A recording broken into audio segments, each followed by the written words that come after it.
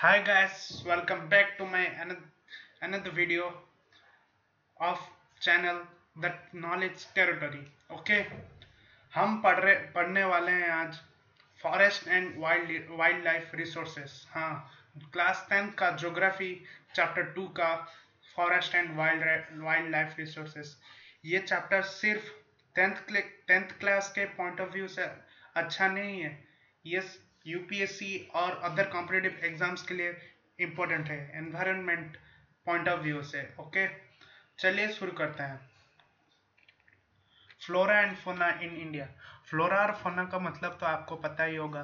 Flora का मतलब है प्लांट्स एक पर्टिकुलर रीजन में, और फोना का मतलब है एनिमल्स एक पर्टिकुलर रीजन में। If you look around you will be able to find that there are some animals and plants which are unique in your area। आप लोगों को पता ही होगा कि आपके एरिया में कौन सा प्लांट्स और एनिमल्स यूनिक है, मतलब ज़्यादा रीच होते हैं, मतलब ज़्यादा है। Okay, in fact India is one of the world's richest countries in terms of its vast array of biological diversity. हमें पता है कि इंडिया एक रिच कंट्री है in terms of biological diversity में। ओके, यहाँ पे बहुत सारे टाइप्स के एनिमल्स, प्लांट्स, फॉरेस्ट हैं। Okay, this is possible twice और thrice the number yet to be discovered. यहाँ पे बहुत सारे एनिमल्स हैं। Okay, you have already studied in detail about the extent and variety of forest and wild life resources India. आपने पढ़ाई होगा science में, ज्योग्राफी में, पिछले 9th 8th क्लासेस में कि कितने वेराइटीज हैं फॉरेस्ट वाइल्ड लाइफ रिसोर्सेज। ये एक इम्पोर्टेंट है हमारे एनवायरनमेंट को सूटेबल करने के लिए, बैलेंस रखने के लिए। You may have realise the importance of these resources in our daily life. आपको ये रियलाइज हो गया होगा कि ये एक इम्पोर्टेंट चीज़ है हमारे डेली लाइफ में भी। These diverse flora and fauna are so well integrated in our daily life that we take these for granted। ये फ्लोरा और फोना हमारे लाइफ के साथ इतना इंटीग्रेट कर दिया है कि हमें पता है कि इसका इम्पोर्टेंस बहुत ज़्यादा है। But lately they are great stress mainly due to insensitivity of to our environment। पर बाद में भी हम ये मतलब बोल सकते हैं कि ये बहुत सारे स्ट्रेस में है, क्योंकि ये डिमिनिश मतलब डिसअपेयर हो जा रहे हैं। जो एक्सटेंट एनिमल्स है, जो एनिमल्स अभी भी हैं, जो ख़त्म होते जा रहे हैं, उनका पॉपुलेशन कम है, वो कैसे डिमिनिश्ड हो रहे हैं, और जो प्लांट्स है वो भी कैसे डिमिनिश्ड हो रहे हैं। ओके, चलिए आगे बढ़ते हैं। Some estimates suggest that at least 10% of India's recorded with wild flora and 20% of its mammals are on the threatened list। सम कि बहुत सारे मतलब जो एक्सपर्ट्स होते हैं वो लोग सजेस्ट किए हैं कि इंडिया का 10% जो है वाइल्ड फ्लोरा में जाते हैं, और जो 20% है वो मामल्स है।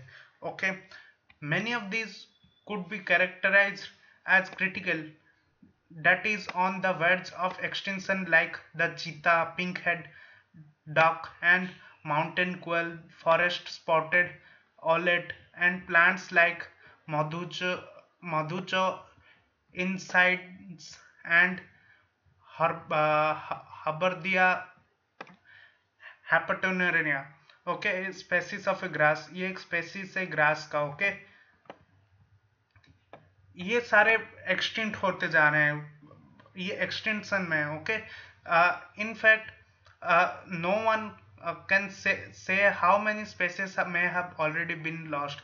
और हमें ये भी नहीं पता है कि कितने सारे स्पेसीज डिमिनिश्ड हो गए हैं, लॉस हो गए हैं, पूरा का पूरा डिसअपेयर हो गए हैं। Today we only talk of larger and more visible animals and plants that have become extinct. But what about small animals like insects and plants. हम आज बात करने वाले हैं लार्जर मतलब बड़े एनिमल्स और बड़े प्लांट्स के बारे में। क्या होगा जो प्लांट्स और एनिमल्स जो छोटे हैं वो एक्सटिंक्ट हो गए हैं। ओके, वो भी इम्पोर्टेंट है जो अगर हमें इन्वायरमेंट का बैलेंस रखना है तो। Okay, vanishing forest. The dimensions of deforestation in India are staggering. The forest and tree cover in the country is estimated at 79.42 million hectare, which is 24.16% of the total geographical area. हमें पता है कि deforestation India में बहुत ज़्यादा है, और तो और टोटल जो कवर है, जो फॉरेस्ट का जो ट्री कवर कैप्चर हुआ है सिर्फ 79.42 मिलियन हेक्टेयर ही है, और जो है 25% भी नहीं होता है, सिर्फ 24.16% होता है। ये इंडिया के पॉइंट ऑफ व्यू के लिए बहुत बड़ा खतरा है। और डेंस फॉरेस्ट उसमें है 12.2%, और ओपन फॉरेस्ट है 9.14% एंड मैनग्रोव फॉरेस्ट है 0.14%। According to the state of forest report 2015, the dense forest cover has increased by 3775 square kilometers since 2013। जो स्टेट्स जो फॉरेस्ट का जो रिपोर्ट है, जो फॉरेस्ट डिपार्टमेंट है उनका रिपोर्ट 2013 के अनुसार ये है कि जो डेंस फॉरेस्ट जो है वो इंक्रीज होता जा रहा है, 3775 स्क्वायर किलोमीटर अब हो चुका है, क्योंकि हम preservation ले रहे हैं। How this is apparent increase in the forest cover is due to conservation measures, management interventions and plantations। हम जो कंजर्वेशन मतलब जो मेजर्स ले रहे हैं बचाने के लिए, एनवायरनमेंट को बचाने के लिए, ये सब हेल्प कर रहा है इंक्रीज करने के लिए हमारा फॉरेस्ट, डेंस फॉरेस्ट या फिर और जो फॉरेस्ट है। ओके, हम अभी बात करने वाले हैं जो मतलब जो लोएस्ट कैटेगरी, मतलब जो कैसे कैटेगराइज किया गया है स्पेसीज जिसके अनुसार। Okay, let us now understand the different categories of existing plants and animal species based on International Union for Conservation of Nature and Natural Resources। ये IUCN का फुल फॉर्म है, international union for conservation of nature and natural resources. ये MCQ में आ सकता है, जो one word answer में भी आ सकता है। Full form, what is the full form of IUCN? तो आप लिखना international union for conservation of nature and natural resources. Okay, ये एक ऑर्गेनाइजेशन है जो कि कैटेगराइज किए हैं एनिमल्स और प्लांट्स को on the basis different categories के हैं। Okay, on the basis of मतलब जो ज़्यादा है, जो मेजर जो एक्सटेंड हो रहे हैं, जो एंडेंजर में है। Okay, normal species whose population level are considered to be normal, their survival such as cattle, sal, pine, rodents etc।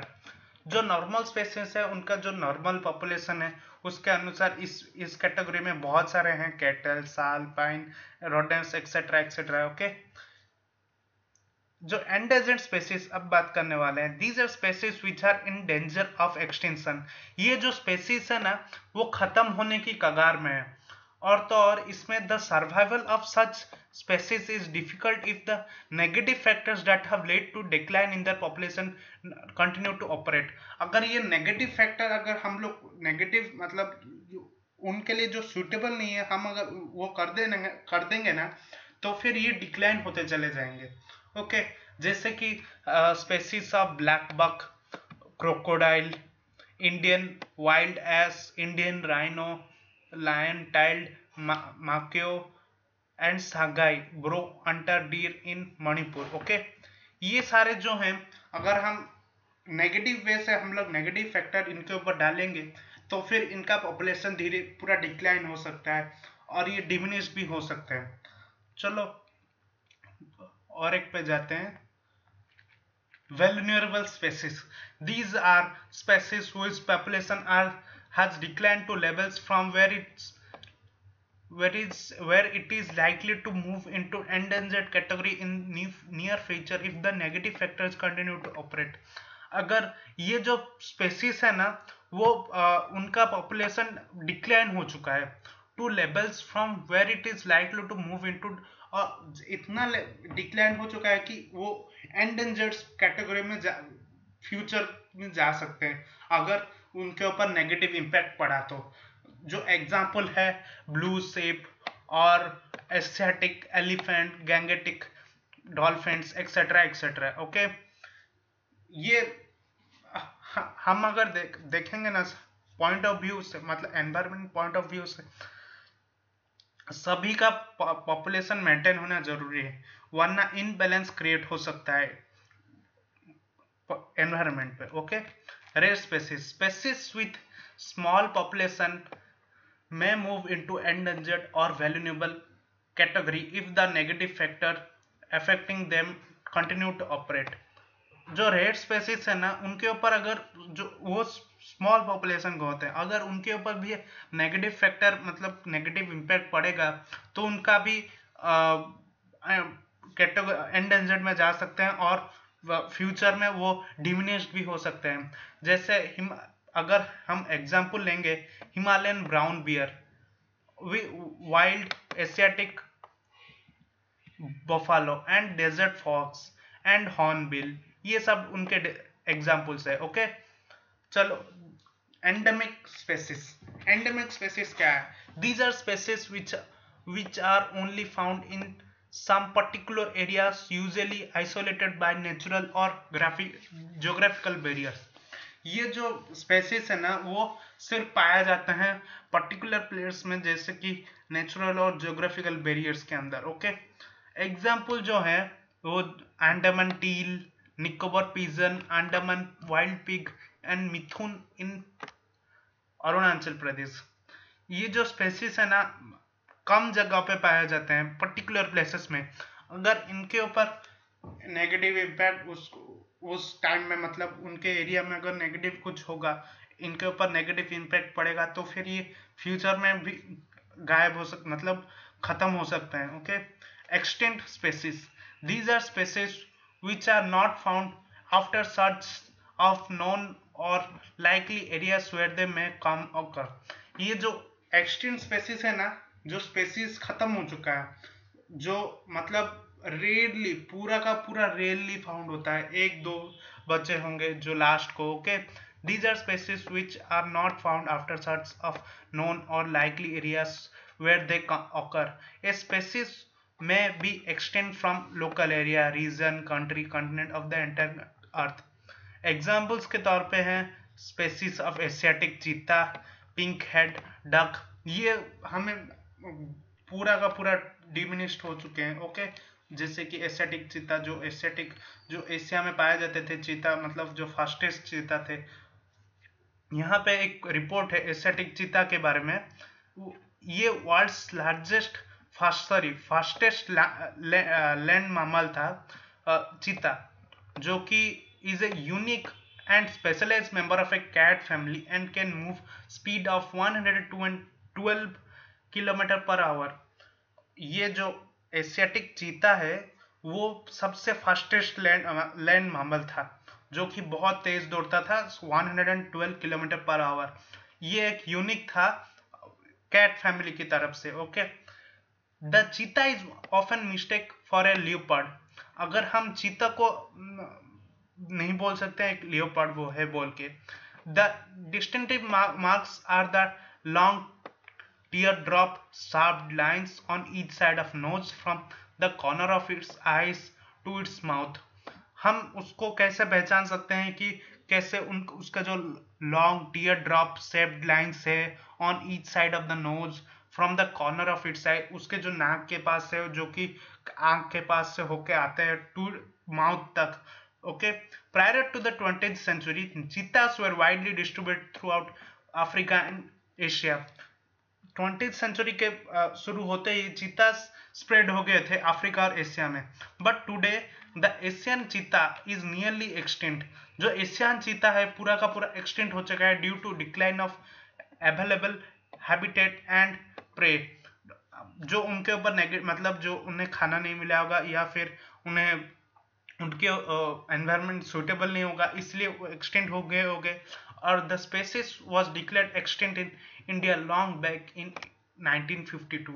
India में तो 1952 में एक्सटेंड हो गया था। ओके,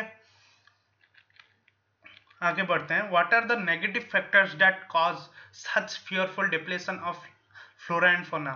जो नेगेटिव फैक्टर्स क्या है फ्लोरा और फौना के लिए। Okay, if you look around you will be able to find out how we have transformed nature into a resource obtaining directly and indirectly from the forest and wildlife. हम अगर previous मतलब हम हमारे पहले जो रहते थे वो कैसे डायरेक्टली और इनडायरेक्टली कैसे वाइल्ड लाइफ और फॉरेस्ट के ऊपर डिपेंड करते थे, हम अब देखने वाले हैं। जो वो कलेक्ट करते थे would, barks, leaves, rubber, medicine, food, fuel, fodder, manure etcetera etcetera, ये वो सब कलेक्ट करते थे जो फॉरेस्ट और वाइल्ड लाइफ से कि कैसे रबर, वुड्स ये सब कलेक्ट करते थे, मेडिसिन कलेक्ट करते थे, और एनिमल में से मैन्योर जो भी उनका जो मतलब मरने के बाद, so it is we ourselves who have depleted our forest and wildlife, जो हम ही है जो कि हम फॉरेस्ट और वाइल्ड लाइफ को डिप्लेस मतलब खत्म करते जा रहे हैं। The greatest damage inflicted on Indian forest was during the colonial period due to expansion of railway, agriculture, commercial and scientific forestry and mining activities. जो सबसे बड़ा डैमेज हुआ था ना इंडियन फॉरेस्ट्री को, वो था कॉलोनियल पीरियड में, ब्रिटिशर्स ने किया था, क्योंकि वो एक्सपैंड करना चाहते थे railways, agriculture, commercial, scientific forestry and mining activities को।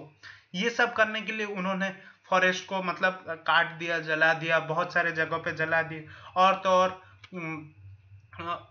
एनिमल्स को भी मार दे रहे थे, सबको खत्म कर रहे थे। खास करके टाइगर्स को तब मार दिया जा रहा था क्योंकि उन्हें पसंद था शिकार करना, हंटिंग करना उन्हें पसंद था।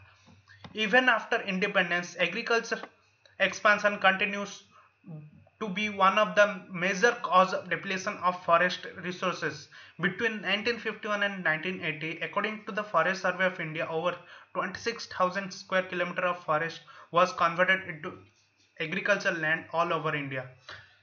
इंडिपेंडेंस के बाद एग्रीकल्चर एक मेन ऑक्यूपेशन बन गया था सबके लिए, प्राइमरी एक्टिविटीज था सबके लिए, और ये लीड कर दिया फॉरेस्ट रिसोर्सेस को कम करना, मतलब डिप्लेशन कर दिया था फॉरेस्ट रिसोर्सेस को कम, फॉरेस्ट रिसोर्स को। ओके, 1951 से 1980 तक जो फॉरेस्ट सर्वे ऑफ इंडिया जो रिकॉर्ड कर रहे थे, मतलब जो रिकॉर्ड बनाया था, उनके हिसाब से 26,200 स्क्वायर किलोमीटर जो मतलब जो लैंड कन्वर्ट हुआ था फॉरेस्ट्री से एग्रीकल्चर लैंड को, ये बहुत बड़ा मतलब डैमेज किया था इंडिपेंडेंस के बाद भी। Okay, subsidently parts of tribal belts especially in north eastern and central India have been deforested or degraded by shifting cultivation, a type of slash and burn का agriculture। shifting cultivation के बारे में तो आप लोगों ने सुना ही होगा, जो स्लैश एंड बर्न एग्रीकल्चर भी बोला जाता है। ये जो नॉर्थ ईस्टर्न और सेंट्रल इंडिया के जो लोग ट्राइबल्स ग्रुप थे, ये लोग डिफॉरेस्टेड मतलब फॉरेस्ट को काट दे रहे थे, क्योंकि इन्हें करना था शिफ्टिंग कल्टीवेशन, और इसके वजह से उसके बाद वो काटने के बाद स्लैश और बर्न भी कर देते थे, काटने के बाद जला भी देते थे, और ये एनवायरनमेंट को बहुत प्रदूषित करता था, एनवायरनमेंट के लिए बहुत हानिकारक था। Large scale of development projects have also contributed significantly to the loss of forest. Since 1951, over 5,000 square kilometer forest was cleared by river valley projects. भाई ये क्या, पूरा का पूरा फॉरेस्ट को काट रहे थे।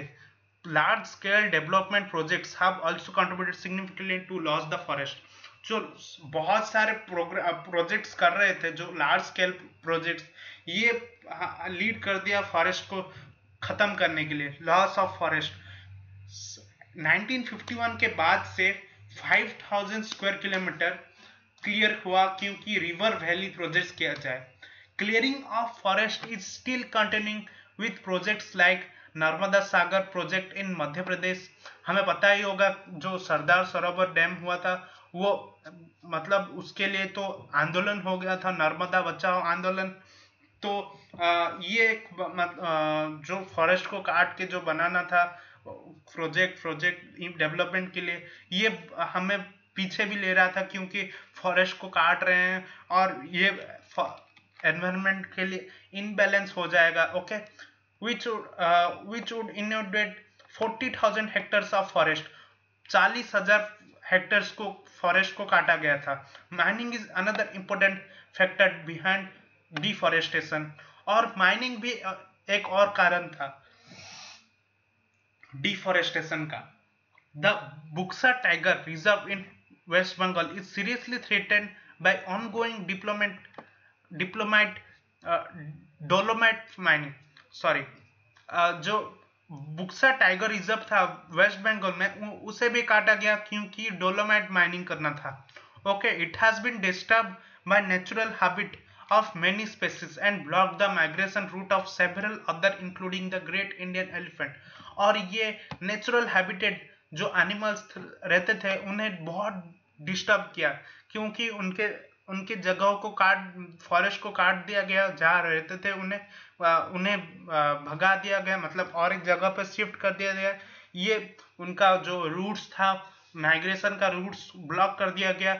ये बहुत सारे एनिमल्स को डिस्टर्ब किया, हैबिटेट्स को डिस्टर्ब किया.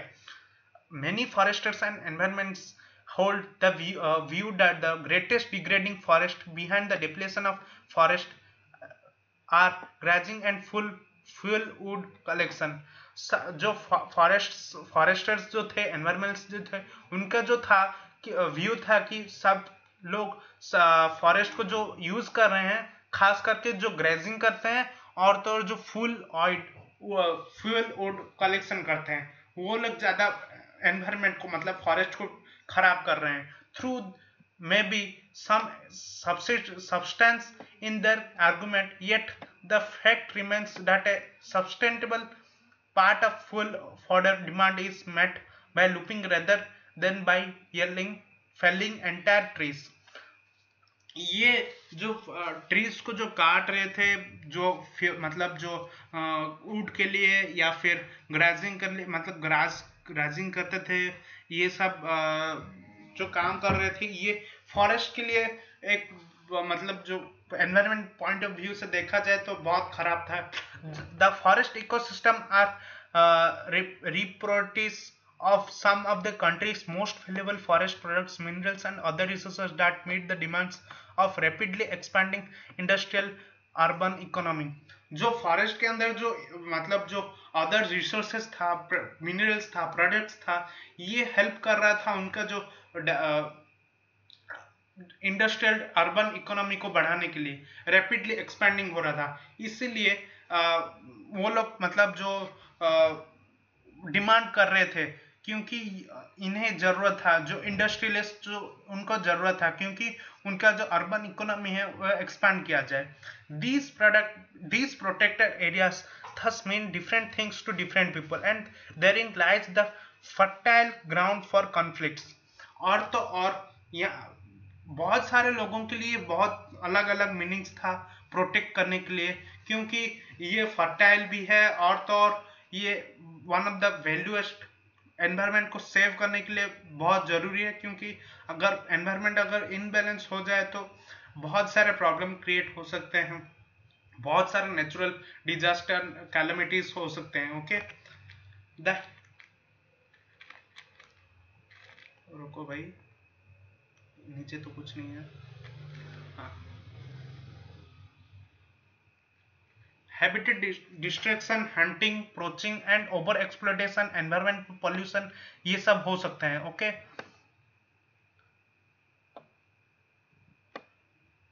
भाई रुको, इसे डिलीट. हाँ, ये सब अगर हम लोग फॉरेस्ट को काट दिया जाए, अगर एनवायरनमेंट को, बायोडाइवर्सिटी को कुछ डिक्लाइन हो जाए, ये सब प्रॉब्लम हमें फेस करना पड़ सकता है. जो हैबिटेट डिस्ट्रक्शन है, हंटिंग, ये जब करते हैं, और ओवर एक्सप्लॉयटेशन, एनवायरमेंटल पॉल्यूशन भी बढ़ जाएगा, और तो और जो फॉरेस्ट फायर्स और जो प्रोडक्ट है, ये डिक्लाइन कर रहा है इंडियन बायोडाइवर्सिटी को. Okay, other important causes of environmental destruction are unequal access, the inequitable consumption of resources and differential sharing of responsibility for environmental well-being. जो मतलब और भी कॉजेस हैं एनवायरमेंटल डिस्ट्रक्शंस के, जो कि unequal access, inequitable consumption of resources, जो हम बहुत सारे रिसोर्सेज को ओवर मतलब बहुत कंज्यूम कर देते थे, और मतलब हम जो रिसोर्सेज को कंजर्व नहीं करते थे, हम बेफालतू मतलब ऐसे ही खर्च कर देते थे। Differential sharing of responsibility for environmental wellbeing, हम एनवायरमेंटल वेलबींग के लिए हम इतना रेस्पॉन्सिबल मतलब बहुत केयरलेस हो जाते थे। Over population in third world countries is often cited as the cause of environment degradation। और जो ओवर पॉपुलेशन मतलब पॉपुलेशन बहुत हो जाता था तो वो कंट्री मतलब जो एनवायरमेंट डिग्रेड हो जाता था, क्योंकि पॉपुलेशन बढ़ जाने से घर बनाना पड़ता था, ये नया नया बहुत सारे चीज होता था इसीलिए। Okay, however an average African consumes 40 times more resources than an average Somalian। Okay, जो अमेरिकन जो थे, एवरेज अमेरिकन जो थे, वो कंज्यूम करते हैं 40 times more resources than average Somalian. जो सोमालियन में रहते हैं उनसे 40 गुना ज्यादा रिसोर्सेज कंज्यूम करते हैं जो एवरेज अमेरिकन होते हैं। Similarly the richest 5% of Indian society probably cause more ecological damage because the amount they consume than the poorest 25%। जो वो लोग यूज करते हैं, जो रिचेस्ट 5% है इंडियन सोसाइटी के, वो लोग ज्यादा इकोलॉजिकल डैमेज करते हैं, क्योंकि वो लगभग कंज्यूम कर देते हैं 25% जो एनवायरनमेंट का। Okay, the farmer sets in minimum responsibility for environmental wellbeing. और जो शेयर करते हैं जो एनवायरनमेंट का जो खराब होने के लिए, वो बाकी लोग करते हैं। और तो और the farmer sets minimum responsibility for environment, और तो और बहुत सारे लोग रेस्पॉन्सिबल थोड़ा थोड़ा रेस्पॉन्सिबल लेते हैं एनवायरनमेंट वेलबींग के लिए। The question is who is consuming what from where and how much. ये सवाल उठता है कि कितने लोग क्या यूज करते हैं और कैसे यूज करते हैं। ओके, ये लास्ट पेज है, इसके बाद हम खत्म करने वाले हैं, उसके बाद दूसरा पार्ट भी आएगा इस चैप्टर का। Do you know that over half of India's natural resources are gone, 1/3 of its wetlands drained out, 70% of its surface water bodies polluted। हमें पता है ये कि इंडिया का नेचुरल फॉरेस्ट है 1/3 चला चुका है, और वेटलैंड्स ड्रेन्ड आउट। वेटलैंड मतलब बहुत सारे लैंड पूरा का पूरा सूख गया है। 70% of its surface water bodies are polluted, और जो 70% जो है वाटर बॉडीज वो पॉल्यूट हो चुके हैं। 40% of its mangroves wiped out. जो 40% जो था मैनग्रोव्स फॉरेस्ट वो वाइप्ड मतलब जा चुका है। And with continued hunting and trade of wild animals and commercial valuable plants, though thousands of plant and animal species are heading towards extinction। जो wild animals को जो बेच देते हैं, ट्रेडिंग मतलब हंटिंग के बाद ट्रेड करते हैं, और जो वैल्यूएबल प्लांट्स होते हैं उन्हें जो कमर्शियली मतलब जो बिजनेस के तौर पे देखते हैं, ये एक्सटिंक्ट होता जा रहा है towards. Okay, the destruction of forest and wild life is not just a biological issue. जो फॉरेस्ट और वाइल्ड लाइफ जो डिस्ट्रक्शन हो रहा है, ये सिर्फ बायोलॉजिकल इशू नहीं है, ये बायोलॉजिकल लॉस भी है। Strongly correlated with the loss of cultural diversity. Cultural diversity को भी बहुत बड़ा लॉस हो सकता है। Such losses have increasingly marginalized and improvised many indigenous and other forest dependent communities. और तो और ये बहुत सारे फॉरेस्ट के ऊपर भी इम्पैक्ट पड़ सकता है, who directly depend on various components in the forest and wild life for food. और तो और ये वाइल्ड लाइफ पे भी असर हो सकता है, क्योंकि वो वाइल्ड लाइफ डिपेंड होते हैं फॉरेस्ट पे, क्योंकि उन्हें फूड मिलता है वहां से। और तो और जो drink medicine culture spirituality etcetera, ये भी एक्सटेंड हो सकता है। Within the poor women are affected more than man. जो पोर हैं उनमें वुमेन ज्यादा इफेक्ट होते हैं मेन से, क्योंकि in many societies women bear the major responsibility of collection of fuel. Women जो है वो ज्यादा रेस्पॉन्सिबिलिटी लेते हैं जो फ्यूल कलेक्ट करने के लिए, fodder water and the basic substance needs.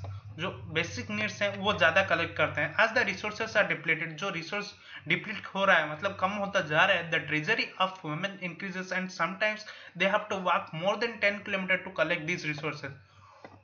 ये सब रिसोर्सेज कलेक्ट करने के लिए बेसिक नीड्स जो कलेक्ट करने के लिए उन्हें 10 किलोमीटर तक चल के जाना पड़ता है।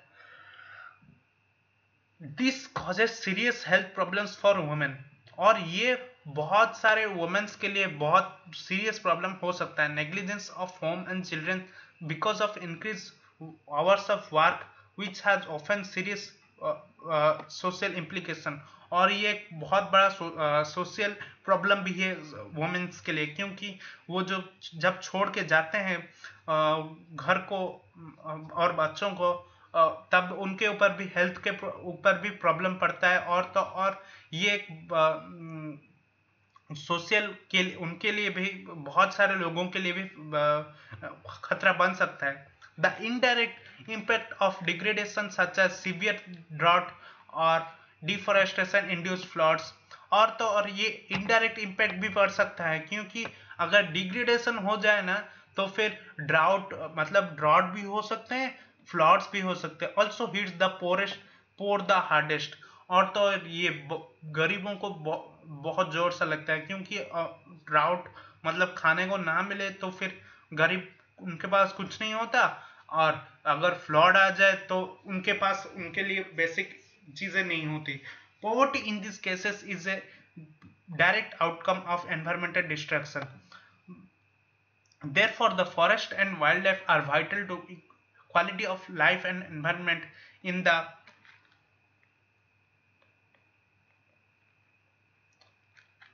subcontinent. It is imperative to adapt to sound forest and wildlife conservation strategies. अगर हमें यहाँ देखा जाए तो जो पॉवर्टी जो केसेस जो हैं उनको ज्यादा इन्वायरमेंट को डिस्ट्रक्ट करते हैं, डायरेक्ट करते हैं। ओके, जो उसके बाद therefore forest and wildlife are vital, वो एक बहुत बड़ा रोल, इंपॉर्टेंट रोल अदा करते हैं quality of life and environment को बनाए रखने में इन द सबकॉन्टिनेंट में। और तो और ये एडप्ट करता है साउंड फॉरेस्ट और वाइल्ड लाइफ कंजर्वेशन स्ट्रेटेजीज के लिए। Okay, conservation of forest and wild life in India हम ये कल पढ़ने वाले हैं। ओके, ये कल का टॉपिक और भी इंटरेस्टिंग हो जाएगा, क्योंकि कैसे हम लोग नए कंजर्वेशन जो कैसे वाइल्ड लाइफ प्रोटेक्शंस हैं या इंडियन जो कैसे 19 जो एक्ट्स हैं उनके बारे में पढ़ने वाले हैं। कल का टॉपिक बहुत इंटरेस्टिंग होने वाला है। अगर ये वीडियो आपको अच्छा लगा तो प्लीज़ अपने दोस्तों के साथ शेयर जरूर कीजिएगा। अगर अच्छा लगा हो तो लाइक भी जरूर करिएगा प्लीज़। अगर लास्ट बात ये कहना चाहता हूँ कि घर में रहे, stay in home, stay safe, stay healthy. जय हिंद, जय भारत।